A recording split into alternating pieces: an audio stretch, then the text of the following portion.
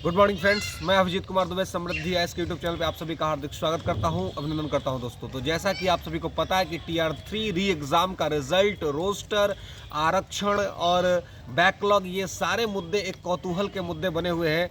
और जैसे कि इतिहास में कुछ घटनाक्रम हम लोगों ने देखा है, जैसे कि पीछे कुछ वर्षों से एक युद्ध चल रहा है, रूस यूक्रेन युद्ध, जो खत्म होने का नाम नहीं ले रहा है। उसका क्या रिजल्ट होगा ये किसी को कुछ पता नहीं चल रहा है। इजराइल फिलिस्तीन विवाद, आज तक नहीं पता चला कि क्या होगा नहीं होगा, किस तरीके से चीज़ों को कंट्रोल किया जाएगा।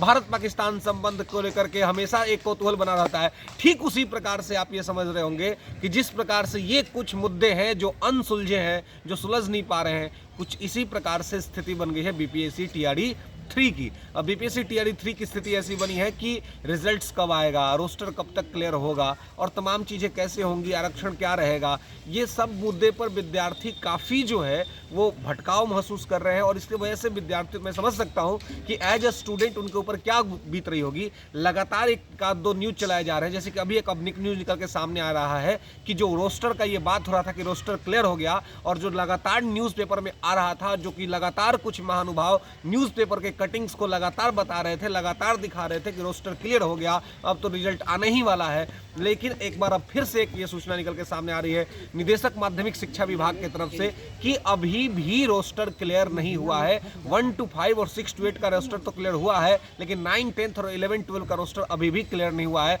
और नए फॉर्मेट पर इसका जो है सो रोस्टर मंगाया जा रहा है। इसका मतलब यह स्पष्ट है कि रिजल्ट में अभी और भी विलंब होने वाला है। ये जो हम कयास लगा रहे थे, जो ये कहा जा रहा था कि अक्टूबर लास्ट में या फिर जो है सो आपको छठ पूजा के बाद आ जाएगा, तो अब देखिए जिस तरह की स्थिति बन रही है उसमें ये कहना काफ़ी दुष्कर होगा कि रिजल्ट क्या नवंबर में भी आ जाएगा।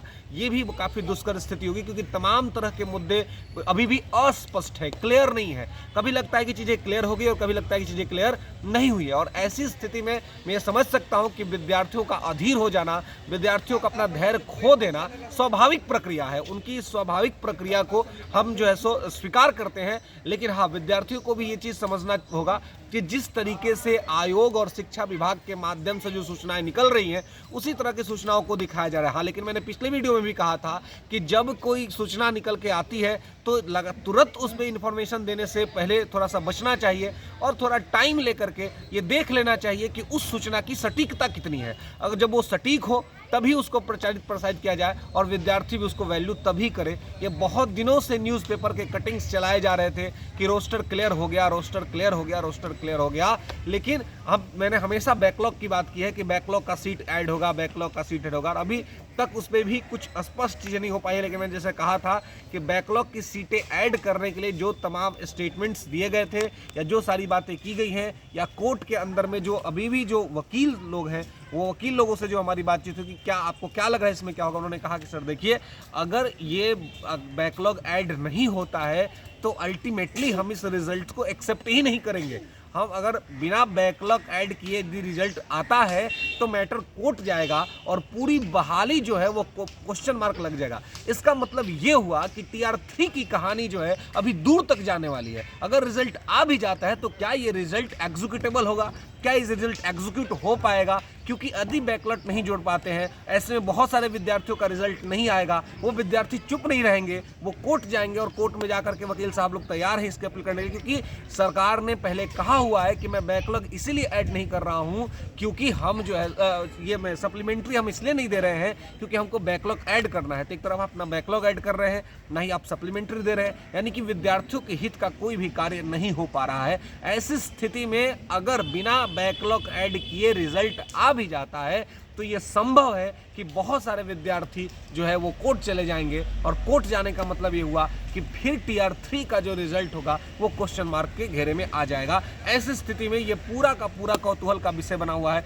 इसलिए शिक्षा विभाग और आयोग से हमारा ये विनम्र निवेदन है कि सर आप क्या करने जा रहे हैं, ये स्पष्ट एक ये बना और बताएं, ताकि विद्यार्थी जो है वो डिस्टर्ब ना हो, विद्यार्थियों को असुविधा ना हो और उनको कोई किसी तरह की दिक्कत और समस्याएं ना हो। अभी तक चूंकि रोस्टर क्लियर नहीं हो पाया है तो अभी भी समय लगेगा रिजल्ट्स आने में, और अभी भी तमाम मुद्दे पर फंसा हुआ है। बैकलॉग सीट का मुद्दा इतना आसान नहीं है कि सरकार इसको इग्नोर करके निकल जाएगी, क्योंकि जिस तरीके से विद्यार्थी इसके लिए डिमांड कर रहे हैं और नेक्स्ट ईयर इलेक्शन है, तो ऐसे में सरकार इस मुद्दे को इतना आसानी से नहीं छोड़ सकती है। और अगर छोड़ती है है ना, अगर छोड़ती है तो ऐसी स्थिति में फिर सरकार को कोर्ट में जाना पड़ेगा, क्योंकि विद्यार्थी बिना कोर्ट गए रहेंगे नहीं।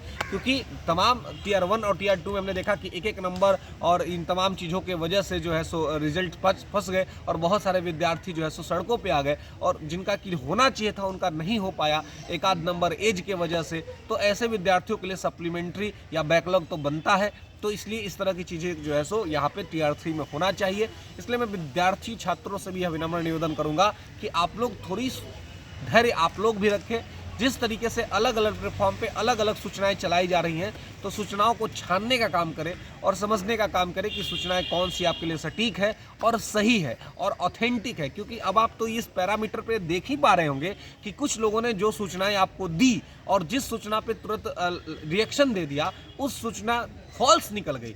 तो फिर ऑथेंटिसिटी का क्या होगा, फिर वो उसमें उसकी वैलिडिटी का क्या होगा, ना वो वैलिड हो पा रहा है ना वो ऑथेंटिक हो पा रहा है। तो ऐसे में तमाम तरह की चीज़ें जो है सो वो आपको दिख रहा है, और ऐसे में आपको इसको क्लियर करना पड़ेगा, आइडेंटिफाई करना पड़ेगा कि कौन सी चीज़ें हैं जो आपके हित में है। तो इसलिए इस चीज़ को देखिए और अन्यथा चीज़ों पर ध्यान न दीजिए और ना ही अन्यथा कुछ कहिए, क्योंकि ऐसे में आप ही डिस्टर्ब होते हैं और आपकी ही मानसिक स्थिति पर जो है सो प्रभाव पड़ता है। तो थोड़ा सा आपको इस चीज़ को मैंने पिछले वीडियोस के अंदर में ये सारी चीज़ें आपको लोगों को क्लियर कर दी थी कि किस तरीके से आपको सूचनाओं को मैं सूचना कहाँ से लाता हूँ और किस तरीके से आपको संप्रेषित करता हूँ सूचनाओं को। तो इसलिए आप सभी इस चीज़ को ध्यान रखें और इस चीज़ को ध्यान रखते हुए ही आगे बढ़े।